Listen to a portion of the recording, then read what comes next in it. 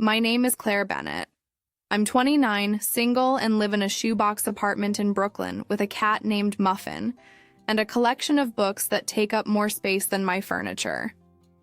I work remotely as a manuscript editor for a small but passionate publishing house that lives for indie romance. Every day looks mostly the same: coffee, edits, and my cat's daily drama, until one particular Wednesday morning. That's when everything started to change. I opened my door expecting oat milk and instead found 2 packages. One was mine. The other? Not even close. It was addressed to a Daniel Hastings in apartment 3C. I live in 3B. Normally, I'd drop it at the door and move on, but curiosity and maybe boredom got the better of me. So I walked down the hall and knocked.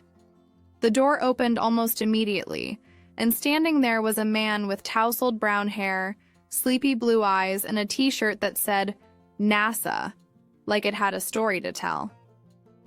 "Hey," he said, looking surprised, but not unhappy.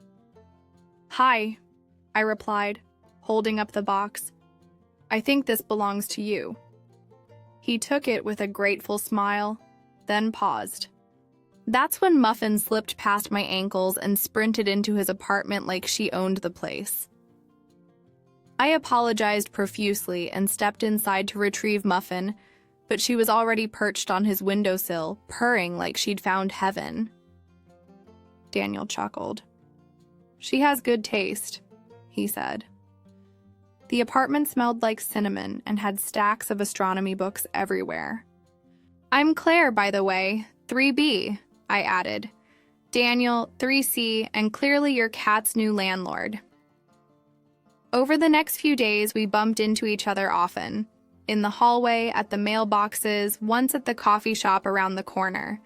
He always had a quiet calm about him, like the kind of person who notices things but never says them out loud. We started talking more. About books, stars, cats, and everything in between. It was easy, like we'd skipped the awkward getting-to-know-you phase. He told me he was a freelance space illustrator. He designed star maps and constellations for apps and prints. I thought that was ridiculously romantic. "And you?" he asked one evening. "I edit love stories for a living," I said.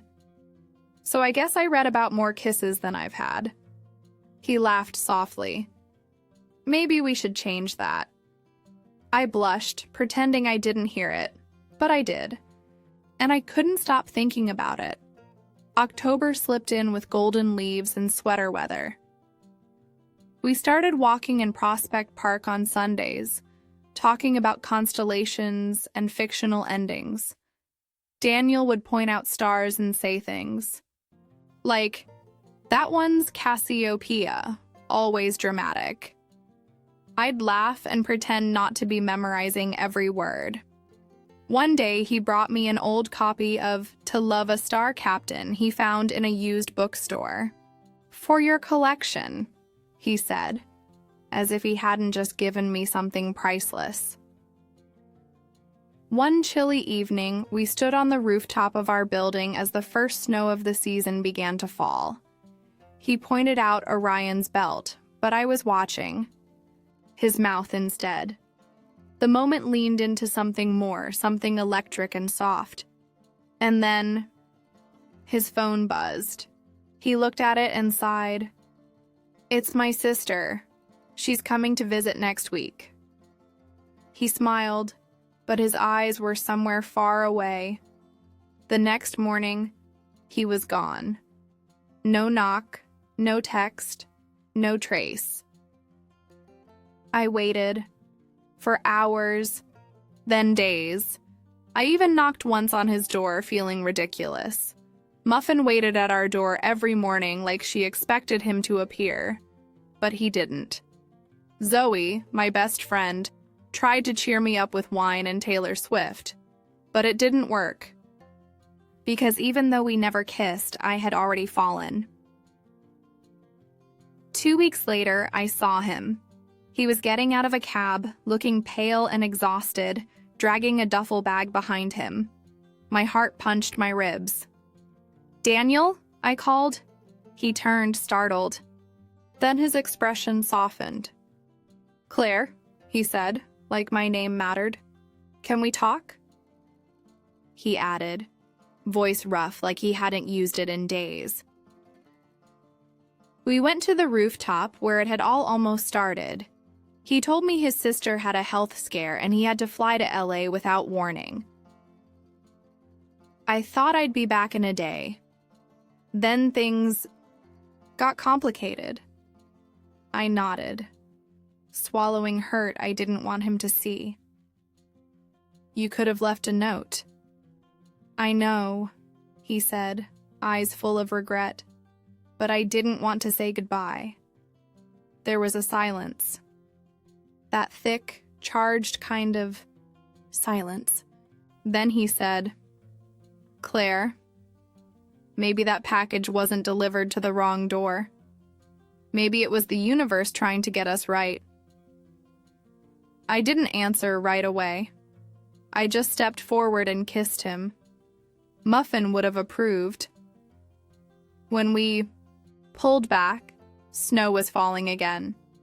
This time, nothing interrupted. 6 months later, Daniel's star maps hang beside my overfilled bookshelves. Muffin splits her time between our apartments like she owns the building. Our routines overlap now. Morning tea, shared glances during elevator rides, silent moments that say more than words. We never officially decided to be together. We just were. Like the universe quietly confirmed something we already knew. Sometimes we still get the occasional wrong delivery. A book meant for someone on another floor. A box of candles I never ordered. We open them together now, always curious, half hoping the universe is still sending us little nudges. Daniel keeps the first box, the one with the protein powder, in the closet. Our origin story, he calls it.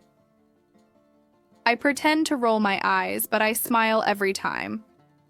People ask how we met, and I say, "A package." They laugh, assuming it's a joke. But I know the truth. It was never just a package. It was a beginning, disguised in cardboard and tape. Love didn't arrive with fireworks. It slipped in with a label and a purring cat. And somehow, that felt just right. The end.